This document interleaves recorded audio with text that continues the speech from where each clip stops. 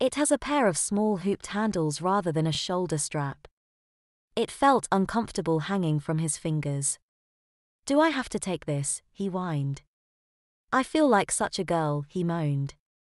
His mother gave him one of those looks. Well, you know what I mean, he said. Boys don't use handbags. They do when they haven't got any pockets to put their things in, his mother informed him. I'll have my coat pockets. You'll be wearing your cape, she told him. I'd forgotten about that, he frowned. It'll never be warm enough, it barely covers my elbows. It'll be fine, his mother grinned. I can't wait to see how it looks.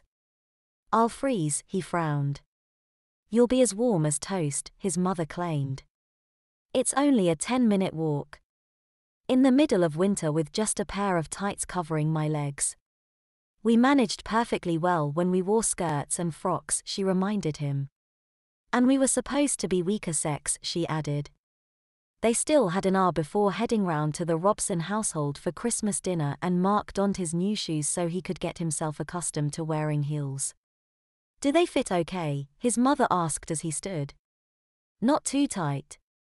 No, they fit fine. Mark replied. Apart from being high, he said. I feel really tall. You said that last time too, she recalled before suggesting he make them both a coffee. Mark cautiously strode to the kitchen in his new high-heeled boots. Dressing like a girl feels so very different than wearing boys' clothes, and it's been a good while since he wore a skirt.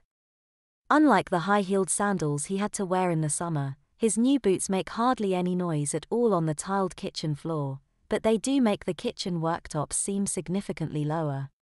In the days running up to that wedding, Mark's mother had him wearing the high-heeled shoes she'd loaned him as often as possible, so he got quite accustomed to them.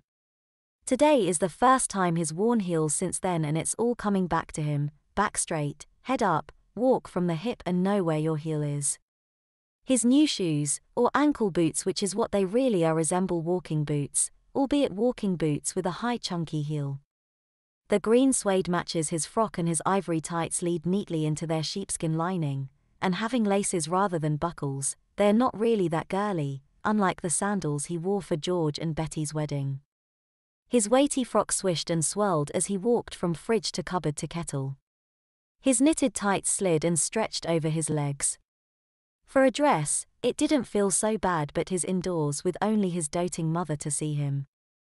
It's going to feel very different when he's out in the cold December air and when visiting the Robsons and his schoolmate Jacob for Christmas dinner. With that in mind, Mark begins to feel nervous once more. Thanks, love, his mother smiles as he hands her a nice hot cup of coffee. He placed his own cup down before sitting, scooping his frock first and keeping his knees together. Those glittery tights do look nice, she tells him, and not for the first time. Mark gulped and smiled. He wasn't at all keen on them, but didn't want to appear ungrateful on Christmas Day of all days. He reached for his coffee and took a sip. You'd think they'd be able to make one that doesn't come off like that, he said, noticing the imprint of lipstick on the rim of his mug. They probably could, his mother said.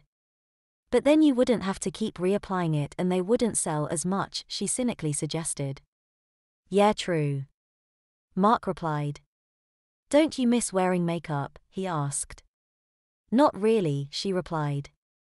I used to like it, but it was a chore because we were expected to wear it all day every day, not just for special occasions like boys do, she said. Do you like it? She asked. I don't know, he replied. It's weird because I can't see it, but I know it's there, he said. I can feel the mascara on my lashes, he added, wondering if that was just an illusion or not. A tiny amount of mascara can't weigh anything at all, but he can feel it. They look lovely and long, his mother said as he fluttered them. I'll bet the young women at school would be queuing up for a date if they could see how nice you look. Oh, I dunno. Mark bashfully replied. We're not allowed makeup at school, he stated. No, but, out of school, his mother said. Going around town on the weekends, trips to the cinema or the bowling alley. They're hardly special occasions, Mum. No, but if you want to stand out from the other boys, she mused. Mark gulped as he visualized a scene, Saturday afternoon in Market Square, dolled up to the nines as he totters about on his heels, swinging his dainty little handbag with some girls from school cooing over him, and some boys splitting their sides in laughter.